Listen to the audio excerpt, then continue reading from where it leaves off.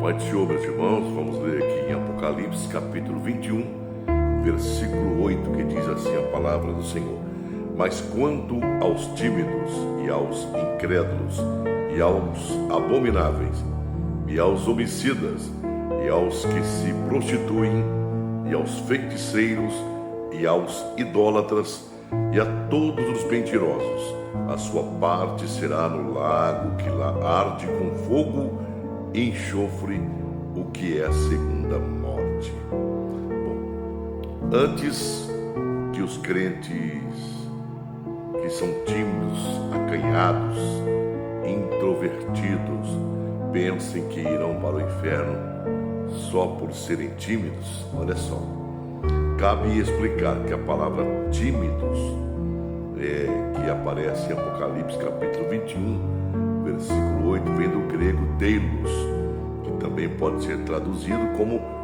medrosos. Bom, isso na versão João Ferreira de Almeida atualizada, ou também é chamado de covardes, como faz a nova versão internacional, NVI. Mas então, o que significa dizer neste momento que os covardes terão a sua parte no lago que arde com fogo e enxofre, o que é a segunda morte? Bom, João ele faz uma séria advertência aos cristãos covardes que durante o tempo das perseguições renunciavam sua fé em Cristo com o intuito de preservarem suas vidas. Mateus 16:25 diz: Por quem quiser salvar a sua vida, a perderá. Mas quem perder a vida por minha causa, a encontrará. Bom, segundo o apóstolo, as pessoas que se comportassem assim como covardes estavam sentenciadas ao lago de fogo e enxofre. A lição central desse texto de Apocalipse, particularmente no que se refere aos covardes, é a seguinte: em épocas de grandes perseguições e tribulações, temos que ser corajosos na expressão da nossa fé em Cristo, meus irmãos. É como diz o apóstolo Paulo em Romanos capítulo 5, versículo de 1 a 5, que ora lemos: Tendo sido, pois, justificado pela fé, temos paz com Deus, por nosso Senhor Jesus Cristo, por meio de quem obtivemos acesso pela fé a esta graça, na qual agora estamos firmes e nos gloriamos na esperança da glória de Deus. E não só isso, mas também nos gloriamos nas tribulações, porque sabemos que a tribulação produz perseverança, e a perseverança, um caráter aprovado, e o caráter aprovado, esperança.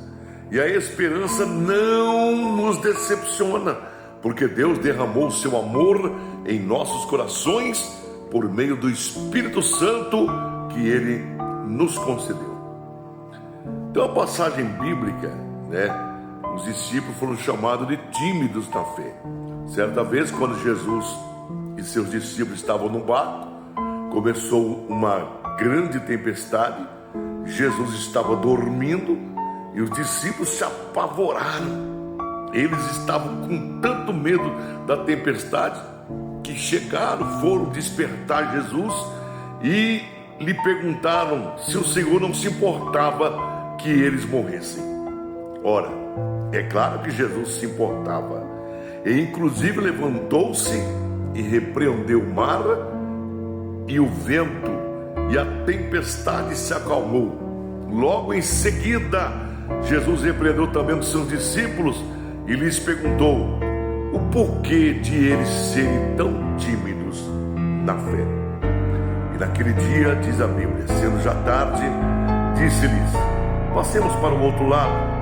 E eles, deixando a multidão, o levaram consigo, assim como estava no barco, e havendo também com eles outros barquinhos, e levantou-se grande temporal de vento, e subiam as ondas por cima do barco, de maneira que já se enchia, e ele estava na popa, dormindo sobre uma almofada. E despertaram-no, dizendo: Mestre, não se te dá que pereçamos? E ele, despertando, repreendeu o vento e disse ao mar: Cala-te, aquieta-te. E o vento se aquietou, e houve grande bonança. E disse-lhes: Por que sois tão tímidos? Quer dizer, na palavra deilos, ainda não tendes fé?